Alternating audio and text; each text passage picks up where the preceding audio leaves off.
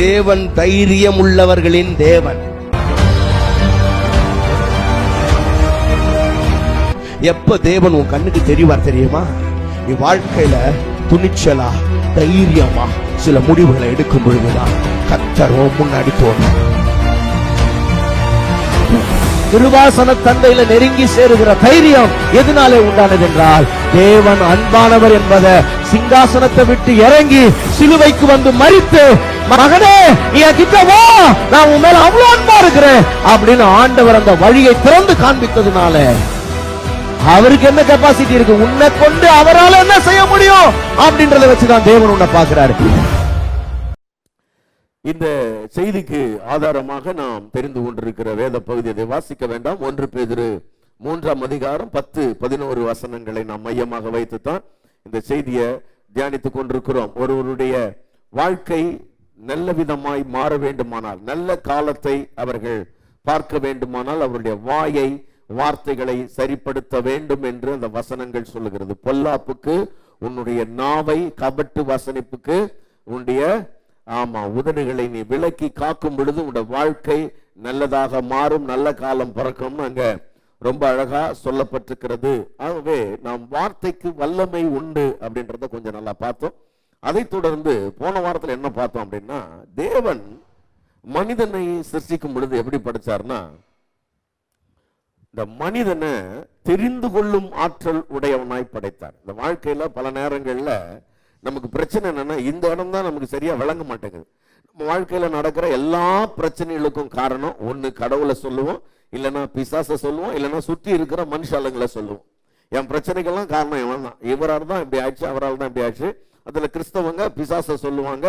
ரொம்ப ரொம்ப பக்தி முத்திடுச்சுன்னா ஆவிக்குரியவங்களாயிட்டானா ஆண்டவர் சித்தையா, எல்லாம் அவர் என்ன சித்தமோ அவர் அதை வச்சுக்கிறாரோ, அவர் என்ன என் தலையில எழுதிட்டாரோ அது நடந்துட்டு போகுது அப்படின்னு சொல்லிடுவாங்க. ஆகவே இது அப்படி கிடையாது. பைபிள் அப்படி சொல்லல. பைபிள் என்ன சொல்லிருக்குதுன்னா, வாழ்க்கையை உனக்கு முன்னாடி வச்சிருக்கிறேன், வாழ்க்கையில தேவன் உண்டாக்குன உலகத்துல வெறும் நன்மை மட்டும்தான் இருந்தது. பிறகு இந்த உலகத்துல தீமைய மனுஷன் உண்டாக்கிட்டான், பிசாசு உண்டாக்கல. இந்த உலகத்துல தீமையை யார் உண்டாக்குனது?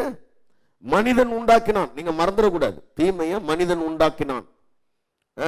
மனிதன் தான் பிசாசுக்கு இடம் கொடுத்தான், மனிதன் தான் பிசாசுக்கு இந்த உலகத்தை விற்று போட்டான். ஆகவே இந்த உலகத்துல தீமை உண்டாவதற்கு முதல் காரணம் மனிதன் என்பதை நாம மறந்து போயிடக்கூடாது. கர்த்தருக்கு ஸ்தோத்திரம்.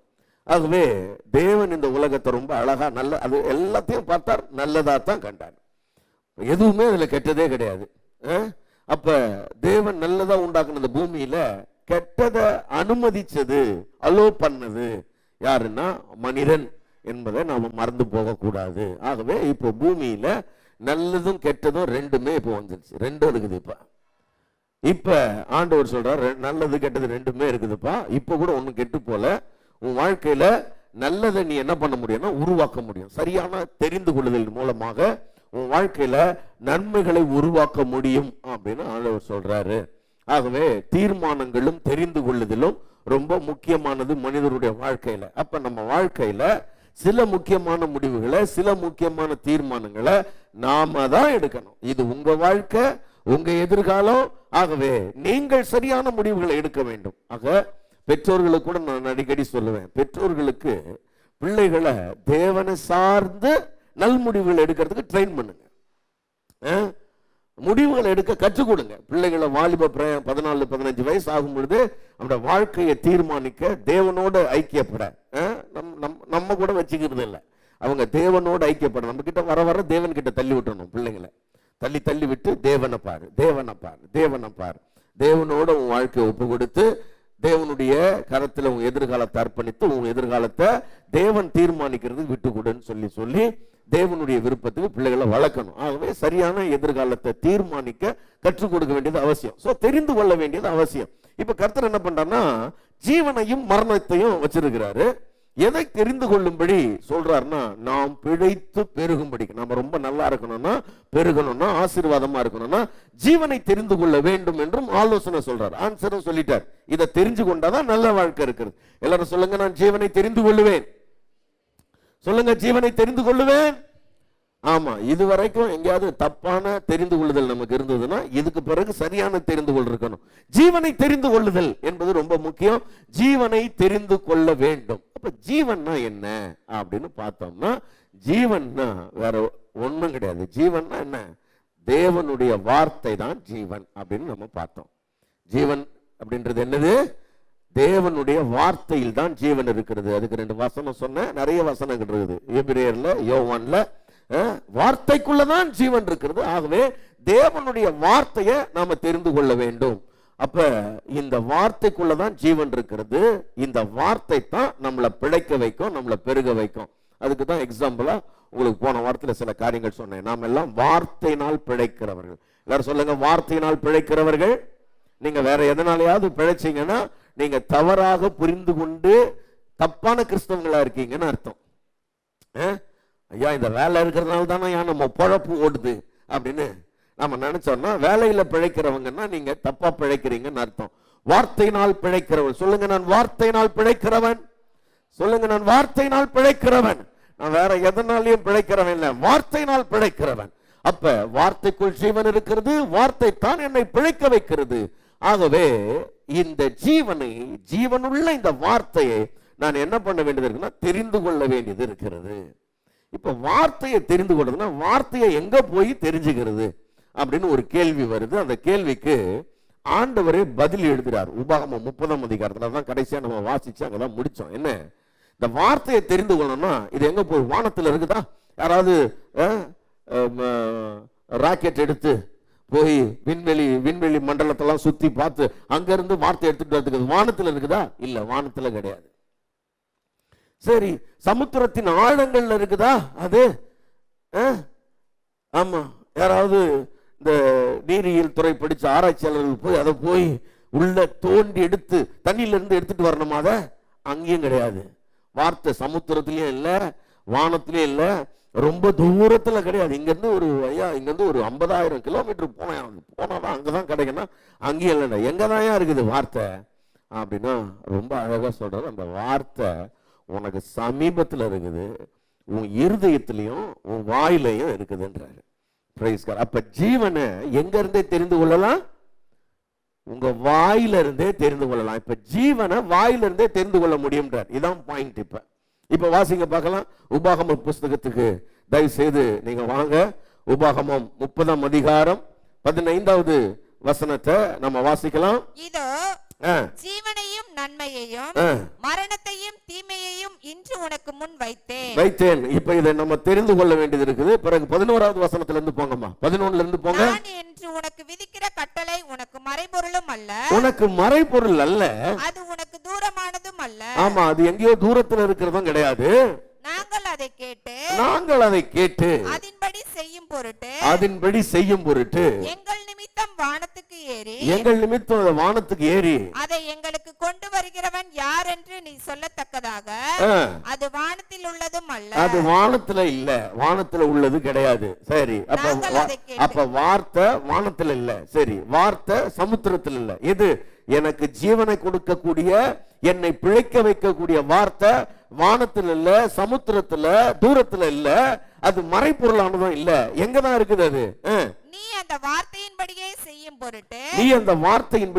பொருட்டு அது உனக்கு மிகவும் சமீபமாய் உன் வாயிலும் உன் இருதயத்திலும் இருக்கிறது. அது உனக்கு மிகவும் சமீபமாய். எல்லாரும் சொல்லுங்க, சமீபமாய்.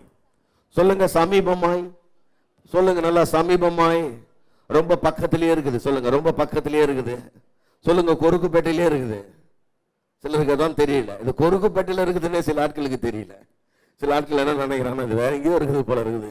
கிடையாது, அது ரொம்ப சமீபமாய். இன்னும் சொல்ல போனா உங்க வீட்லயே, இன்னும் உங்களுக்குள்ளேயே, உங்க வாயிலும் இருதயத்திலும் இருக்கிறது அப்படின்றார். அப்ப ஜீவன் அப்படின்றது இப்ப இருதயத்திலும் வாயிலும் இருக்குதான். இந்த ஜீவன் இருதயத்திலையும் வாயிலும் இருந்தா எவ்வளவு நல்லா இருக்கும். ஜீவனை தெரிந்து கொள்றது அப்படின்றது இப்போ எங்க வந்துச்சுன்னா இருதயத்திலையும் வாயிலையும் வந்துடுச்சு. ஒரு வசனத்தை வாசிப்போம், அந்த வசனத்தை நான் பின்னாடி தான் எக்ஸ்பிளைன் பண்ண போறேன். ஆனா அதை வாசிச்சிடுங்களேன். நீதிமொழிகளின் புஸ்தகம் 10ஆம் அதிகாரம் 11வது வசனம். நீதிமானுடைய வாய் ஜீவ ஊற்று. நீதிமானுடைய வாய் என்ன ஊற்று? ஜீவ ஊற்று. ஊற்றுனா என்னம்மா? ஊற்றுன்னா என்னது? ஊறிக்கினே இருக்கும், வந்துக்கினே இருக்கும், வந்துக்கினே இருக்குமா, ஊறிக்கினே இருக்கும், வந்துக்கினே இருக்கும், சுரந்துக்கிட்டே இருக்கும். ஊற்றுனா தண்ணி சுரக்குது இல்ல அது. இப்ப இந்த வாய் எதை சுரக்குது? ஜீவனை பிறப்பிக்கிறது. ஒரு நீதிமானுடைய வாய் நீதிய சுரக்கிறது, நீதி அது ஜீவனை சுரக்கிறது. அவன் வாய்க்குள்ள இருந்து ஜீவன் வந்துகிட்டே இருக்குது. அப்ப ஜீவன் அவன் வாயிலிருந்து வர வர வாழ்க்கையில என்னதான் வரும்? ஜீவன் வரும், ஆசீர்வாதம் வரும், ஆரோக்கியம் வரும், நன்மை வரும். ஒரு நீதிமானுடைய வாய் ஜீவ ஊற்று. சரி, வாய் ஜீவ ஊற்றுன்னு பார்த்தோம். சரி, அதுக்கப்புறம் இன்னொரு வசனத்துக்கு இதுக்கும் இதை நான் ஒரு 2 வாரத்துக்கு அப்புறம் இதை பத்தி பேசுறேன். ஆனா வாசிச்சிருங்க. யாக்கோபு 3ஆம் அதிகாரம், யாக்கோபு 3. இதை கொஞ்சம் சொல்லிட்டா நல்லா இருக்கும்னு நினைக்கிறேன். வாசிக்க பார்க்கலாம். யாக்கோபு 3 10 11. துதித்தலும் சபித்தலும், துதித்தலும் சபித்தலும் ஒரே வாயிலிருந்து புறப்படுகிறது. ஒரே வாயில், கவனிங்க, வாய் ஒரே வாயிலிருந்து புறப்படுகிறது. என் சகோதரரே, என் சகோதரரே, இப்படி இருக்கலாகாது, இப்படி இருக்கலாகாது. ஒரே ஊற்று கண்ணிலிருந்து, ஒரே ஊற்று, ஒரு ஊற்றிலிருந்து தித்திப்பும் கசப்புமான தண்ணீர் சுரக்குமா? தித்திப்பும் கசப்புமான தண்ணி சுரக்குமா? இப்ப ஒரு ஊற்றுனா அது ஒரு விதமான தண்ணியை தான் சுரக்கும். இப்ப நீதிமானுடைய வாய் என்ன ஊற்றுது? ஜீவ ஊற்று. அந்த ஊற்றிலிருந்து என்னதான் சுரக்கணும்? ஜீவன் தான் சுரக்கணும். ஜீவ ஊற்றிலிருந்து ஜீவன் தான் பிறக்கணும். மரணம் பிறக்க கூடாது, சபித்தல் பிறக்க கூடாது. அங்க துதித்தல் தான் பிறக்கணும். சபித்தல் வந்ததுன்னா அந்த ஊற்று ஏதோ பிரச்சனையா இருக்குதுன்னு அர்த்தம். சரி, இப்போ நீதிமானுடைய வாய் ஜீவ ஊற்றுன்னு சொல்லிட்டேன். இங்க பாருங்க, இங்க உபாகமத்துல இந்த வசனத்தை சொல்லும்போது 14 என்ன சொல்லிட்டாருன்னா, அது உன் வாயிலும் இருதயத்திலும் இருக்கிறதுன்றாரு. நல்லா கவனிக்கணும், வாயிலும் இருதயத்திலும் இருக்கிறது. இப்ப வாயில வர்ற வார்த்தை எங்க இருந்து வருகிறது என்று வேதம் சொல்லுகிறது? சொல்லுங்க. வாயில இருந்து ஒரு வார்த்தை வருதுன்னா அது எங்க இருந்து வருகிறது? மத்தேயு எழுதின சுவிசேஷத்துக்கு வாங்க. மத்தேயு எழுதின சுவிசேஷம் 12ஆம் அதிகாரம் 34வது வசனம். வேகமா படிக்கலாம். விரியன் பாம்பு குட்டிகளே, விரியன் பாம்பு குட்டிகளே, பயப்படாதீங்க, அவர் வேற ஆளுங்களை சொல்றாரு. நீங்கள் பொல்லாதவர்களாய் இருக்க நலமானவைகளை எப்படி பேசுவீர்கள்? இருதயத்தின் நிறைவினால் வாய் பேசும். பாருங்க, இருதயத்தின் நிறைவினால் வாய் பேசும். இருதயம் எதனால் நிறைந்திருக்கிறதோ அதைத்தான் வாய் பேசும். நம்ம ஊர்ல ஒரு பழமொழி சொல்லுவாங்க, சட்டியில இருக்கிறது தாங்க அகப்பையில வரும். கேள்விப்பட்டிருக்கிறீங்களா? சட்டியில என்ன இருக்குதோ அதான் அகப்பையில வரும். அப்ப இருதயத்துல என்ன நிறைஞ்சிருக்கோ அதுதான் வாய் வழியா வரும். இருதயத்தின் நிறைவினால் வாய் பேசும். இப்ப நல்லா கவனிங்க. இப்ப வாய் ஜீவ ஊற்றா இருக்கணும்னா அப்ப இருதயம் என்னவா இருக்கணும்? ஆல்ரெடி சொல்ல மாட்டீங்களே, இருதயம் ஜீவ ஊற்றா இருக்கணும். இருதயம் ஜீவ ஊற்றா இல்லைன்னா வாய் ஜீவ ஊற்றா இருக்காது. இன்னொரு வசனம் வாசிங்க. நான் பேச வேண்டிய விஷயம் வேற, ஆனாலும் இதெல்லாம் கொஞ்சம் சொல்லிடுறேன் நான்.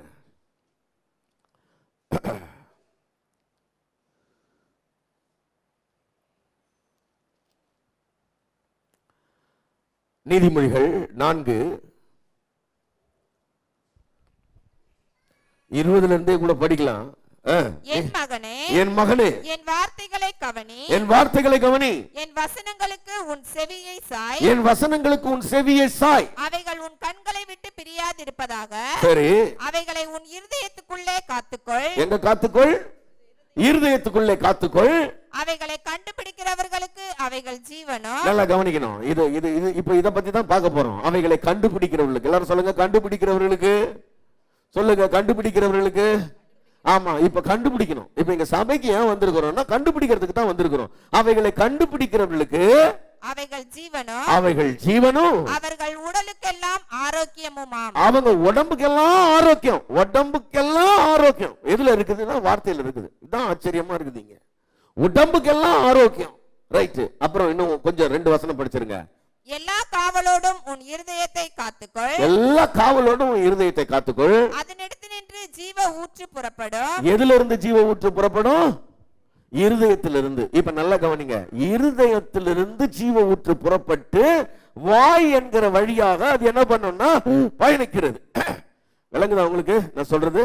இருதயம் என்கிற அந்த ஜீவ ஊற்றிலிருந்து அது என்ன பண்ணுதுன்னா புறப்பட்டு அது வாயின் வழியாக வெளிப்படுகிறது. பிறகு அது வாழ்க்கைக்குள்ள வருது. இப்ப இருதயம் ஜீவ ஊற்றா இருந்துச்சுன்னா வாயும் ஜீவ ஊற்றா மாறும். பிரைஸ் காட், அல்லேலூயா. ஆமா, இப்ப இருதயம் எப்படி ஜீவ ஊற்றா மாறுறது, பிறகு வாய் எப்படி ஜீவ ஊற்றா ஆகுது, இது சும்மா நடந்தில்லை இது. ஏன்னா இந்த இருதயம் ஜீவ ஊற்றா மாறாததுதான் நிறைய நேரத்துல பிரச்சனை. இருதயம் என்னவா மாறணும்? ஜீவ ஊற்றா மாறாததுதான் பிரச்சனை. இந்த இருதயம் ஜீவ ஊற்றா மாறுச்சுன்னு வைங்களேன், வாழ்க்கையில பெரிய ஆசீர்வாதங்கள் காத்து கிடக்குறதுன்னு அங்க வசனம் சொல்லுது. சில நேரங்கள்ல நம்ம வாழ்க்கையோட ஆசீர்வாதத்தை நம்ம எங்கெங்கயோ தேடுறோம். சில ஆட்கள் பாருங்க, எங்கேயாவது ஜபம் வச்சா இங்க இருந்து 200 கிலோமீட்டர் போய் ஜபத்துக்கு போறான். இவன் என்ன நினைக்கிறான்னா ஆசீர்வாதம் அங்க இருக்குதுன்னு நினைக்கிறான். ஐயா நாங்க நைட்டு ஜபத்துக்கு எங்க போவோம் தெரியுமா? ட்ரெயின் பிடிச்சி அங்க போவோம். அட பாவி, வீட்டுல இருந்து உன் இருதயத்தை பாரு. ஏன்னா அதுதான் ஜீவ ஊற்றுன்னு சொல்லுது. இவன் என்ன நினைக்கிறான்னா கொத்தவால் சாவடி இல்லைன்னா சுங்கன் சாவடி இங்க எங்கேயாவது இதெல்லாம் நடக்குதுன்னு நினைக்கிறான். அங்க போனா இங்க போனா அதுல போனா இதுல போனா எங்கேயாவது போனா இவனுக்கு ஏதாவது நடந்துடும் நினைச்சுன்னுக்கிறான். அதனால ஊர் ஊரா சுத்துறான். சில ஆளு அங்கெல்லாம் போறதுனால இல்லப்பா, உட்காந்து உன் இருதயத்தை பாரு. இருதயம் தான் ஆசீர்வாதத்தின் ஊற்று அப்படின்னு சொல்லப்பட்டிருக்கிறது. அப்ப ஆசீர்வாதத்தை உற்பத்தி பண்ற ஒரு இடம், ஒரு ஃபேக்டரி உங்க ஹார்ட். அதுல இருந்து வாயின் வழியாகத்தான் நன்மைகள் புறப்படுகிறது. சரி, இப்ப இந்த இருதயத்தை பார்க்கறதுக்கு முன்னாடி அது இருதயமும் வார்த்தையும் அப்புறம் நான் வரேன். அதுக்கு முன்னாடி ஒண்ணு சொல்றேன். இருதயத்துக்குள்ள இந்த வசனம் சும்மா வந்துடுதான்னா வரல. இருதயத்துக்குள்ள வர்றதுக்கு முன்னாடி அதுக்கு ஒரு 5 ஸ்டெப் இருக்குது. இருதயத்துக்குள்ள வர்றதுக்கு ஆண்டவர் என்ன பண்ணிருக்குன்னா அதுக்கு ஒரு ஸ்டெப் வச்சிருக்கிறாரு. தயவு செய்து என்னோட கூட சேர்ந்து வாசிங்க. இந்த வசனம் இருதயத்துக்கு எப்படி வருதுன்னு நாம தெரிந்து கொள்ள வேண்டியது அவசியமா இருக்கிறது. பாருங்க, நீங்க அதை என்ன பண்ண கண்டுபிடிக்கிறவன் அங்க என்ன வாசிச்சீங்க? அதை கண்டுபிடிக்கிறவன், அதை கண்டுபிடிக்கணும். எப்படி தேர்னா தானே கண்டுபிடி. நீதிமொழிகள் 11:27 என்ன இருக்கு? நீதிமொழிகள் 11:27 நன்மையை ஜாக்கிரதையாய் தேடுகிறவன். சொல்லுங்க, ஜாக்கிரதையாய் தேடு. சொல்லுங்க, ஜாக்கிரதையாய் தேடு. சொல்லுங்க, ஜாக்கிரதையாய் தேடு. அப்புறம் கண்டுபிடி, அப்புறம் காத்துக்கொள். சொல்லுங்க, தேடு, கண்டுபிடி, காத்துக்கொள். சொல்லுங்க எல்லாரும், தேடு, கண்டுபிடி, காத்துக்கொள். சும்மா இல்ல. சர்ச்சைக்கு இங்க வந்து பிரசங்க சர்ச்சில் வந்து ஏதோ உட்காந்து ஆளு பார்த்துட்டு அந்த அக்கா என்ன புடவை கட்டிட்டு இருக்குது பாரு, இந்த அக்கா என்ன கம்பல் போட்டுக்குது பாரு, நீ எங்கக்கா போய் முடிய ஸ்ட்ரைட்டனிங் பண்ண பாவி, அதை பேசுறதுக்கா இங்க வர்ற? அதை பேசுறதுக்கு 1000 இடம் இருக்குது. அவன் எங்க பிளவுஸ் தச்சா, எங்க என்னவோ வாங்கினா, இத பேசுறதுக்கா இது? இங்க வந்து தேடு. இங்க தேட வேண்டியது ஜீவன், இங்க தேட வேண்டியது ஆரோக்கியம், இங்க தேட வேண்டியது செழிப்பு, இங்க தேட வேண்டியது நல்வாழ்க்கை, இங்க தேட வேண்டியது மகிமையான எதிர்காலம், இங்க தேட வேண்டியது நித்திய ஜீவன். தேடு, அதை கண்டுபிடி, அதை காத்துக்கொள். அதுக்கு தான் இங்க சபைக்கு வர்றோம். வேற எதுக்காகவும் இங்க வரல. கொண்டையில வச்சுக்கிற கிளிப்பு கடவுளே, ஐயோ கர்த்தாவே, நம்மால் என்னைக்கு அவன் வாழ்க்கைலாம் சரியாகும் பாருங்க. கொண்டையில வச்சிருக்கிற கிளிப்பை எங்க வாங்கின நல்லா இருக்குதுக்கா, அவன் கம்பலுங்க எங்கக்கா வாங்கினேன். சோத்திரம். தேடு, கண்டுபிடி, காத்துக்கொள். ரோமர் 10ஆம் அதிகாரம் 8வது வசனம். ரோமர் 10:8. இந்த வார்த்தை உனக்கு சமீபமாய். பாருங்க, இப்ப நான் சொன்னேன் இல்லையா, இதுக்கு ஒரு 5 ஸ்டெப் இருக்குதுன்னு. இத பவுல் அழகா விளக்குறாரு. அழகா என்ன பண்றாருன்னா சொல்லி கொடுக்கிறாரு. ஏன்னா இது எப்படி நம்முடைய இருதயத்துக்குள்ள வருது அப்படின்றத இங்க எக்ஸ்பிளைன் பண்றாரு. இந்த வார்த்தை உனக்கு சமீபமாய், அந்த உபாகமத்துல நம்ம வாசிச்சோம் இல்லையா 30:14, இங்க எடுத்துட்டு வந்து சொல்றார். இந்த வார்த்தை உனக்கு சமீபமாய் உன் வாயிலும் உன் வாயிலும் உன் இருதயத்திலும் இருக்கிறது என்றும் சொல்லுகிறது. இந்த வார்த்தை உனக்கு உன் வாயிலும் உன் இருதயத்திலும் இருக்கிறது என்று சொல்லுகிறது. இந்த வார்த்தை நாங்கள் பிரசங்கிக்கிற விசுவாசத்தின் வார்த்தை. இந்த வார்த்தை பாருங்க, அந்த வார்த்தை என்ன வார்த்தைனா நாங்கள் பிரசங்கிக்கிற விசுவாச வார்த்தை. எல்லாரும் சொல்லுங்க, நாங்கள் பிரசங்கிக்கிற விசுவாச வார்த்தை. ஆமென். இங்க பாருங்க, நாங்கள்னு ஏன் சொல்றாருன்னா, பவுல் பிரசங்கிக்கிற மாதிரி இல்லாம வேற மாதிரி பிரசங்கிக்கிற ஆட்கள் அன்னைக்கு இருந்தாங்க. நாங்கள் பிரசங்கிக்கிற வார்த்தை தான் ஜீவன், நாங்கள் பிரசங்கிக்கிறது தான் ஆசீர்வாதம், நாங்கள் பிரசங்கிக்கிறது தான் நன்மை. மற்றவங்க பிரசங்கிக்கிறது அப்படி கிடையாதுன்னு சொல்றாரு. அதனாலதான் ரொம்ப முக்கியமா அதை அழுத்துறாரு, நாங்கள் பிரசங்கிக்கிற வார்த்தை. பாருங்க, அதை நான் உங்களுக்கு காண்பிக்க போறேன். அப்படியா? அப்ப மற்ற சர்ச்சையில எல்லாம் தப்பா பிரசங்கிக்கிறாங்களா? எல்லாரும் அப்படின்னு சொல்லிட முடியாது. நல்ல நல்ல போதனைய நீங்க தேடி கண்டுபிடிக்க வேண்டியது அவசியம். ஏன்னா இன்னைக்கு நிறைய, அதனாலதான் தேடு கண்டுபிடி. நிறைய இடங்கள்ல ரொம்ப தப்பானதை போதிக்கிறாங்க. தப்பானதை கேட்டு நம்ம இருதயம் என்ன ஆயிடுது?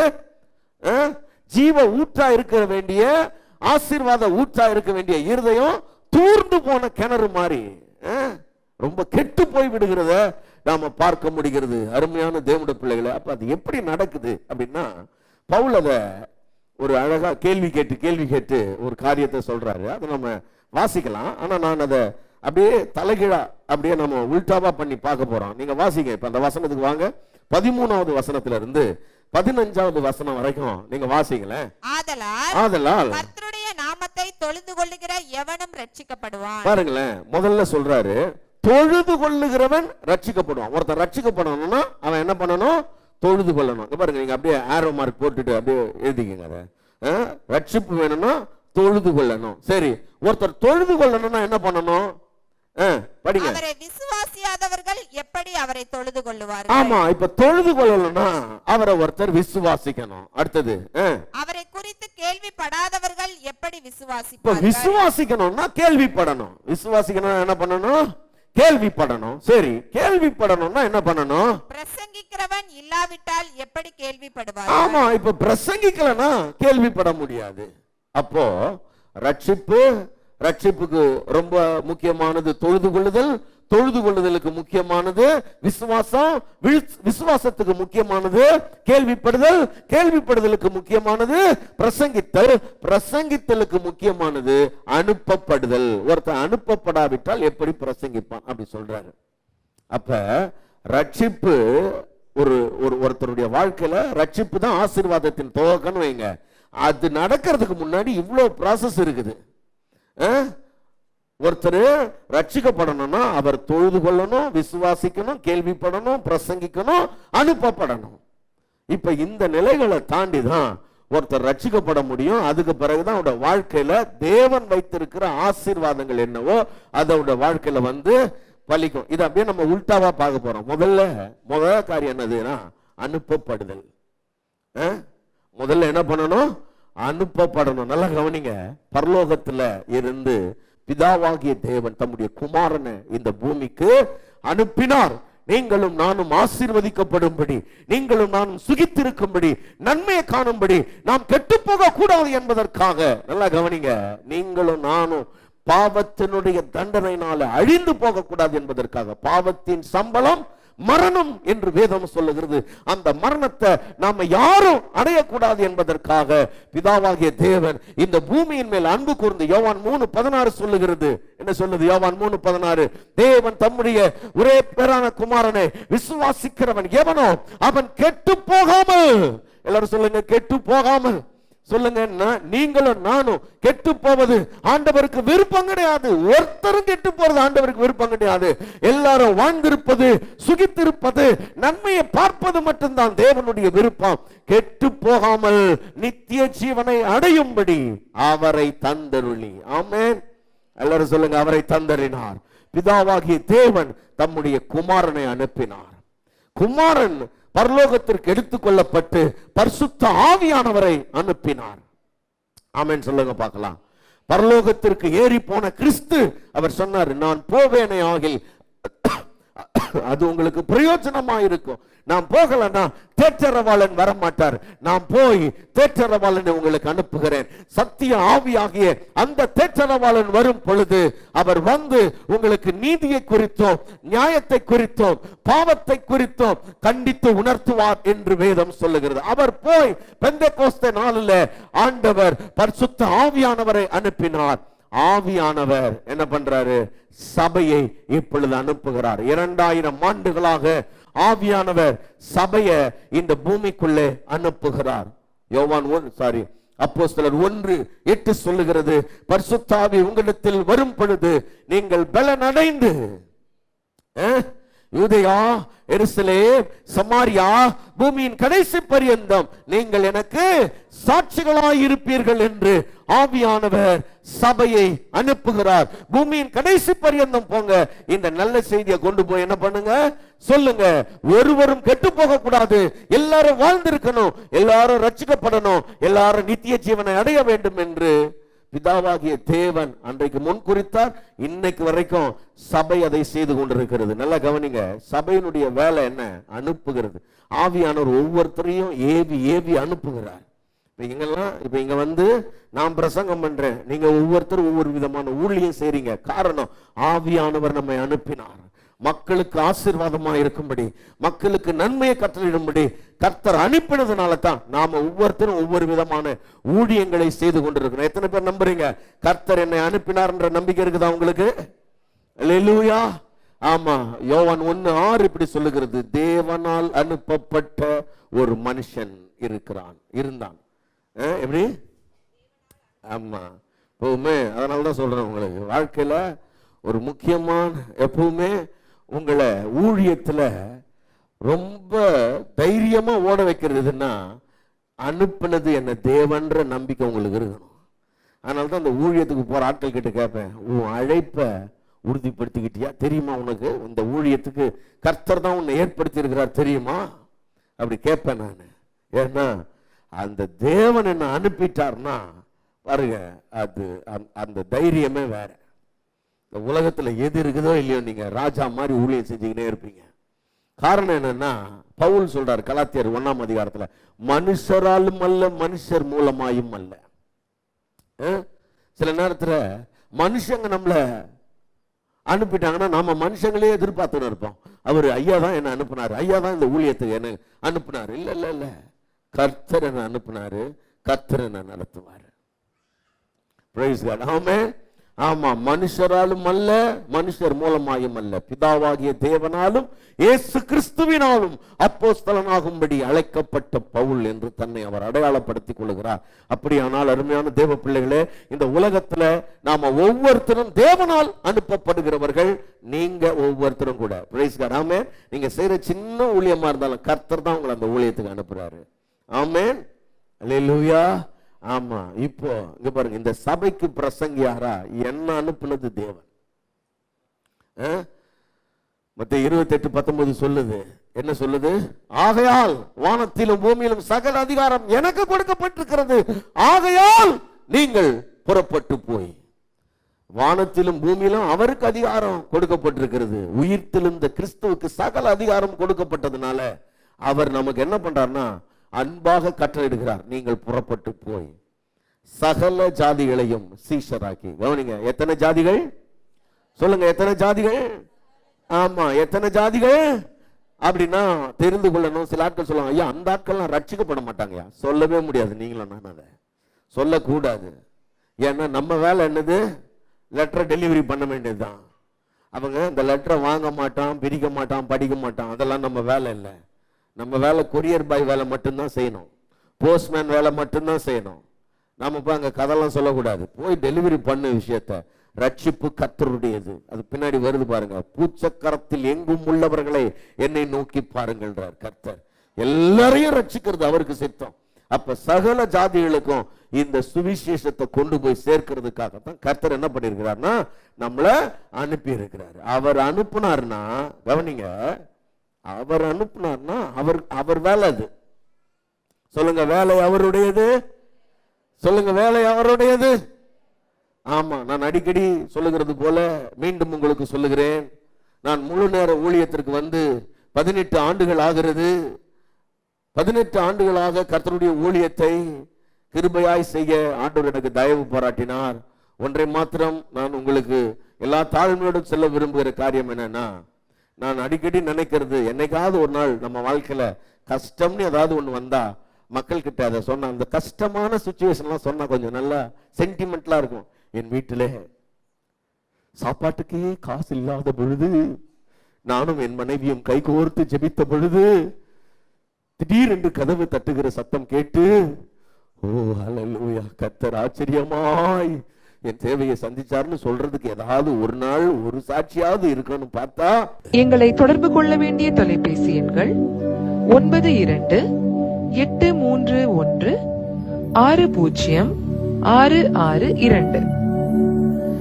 98-406-7235.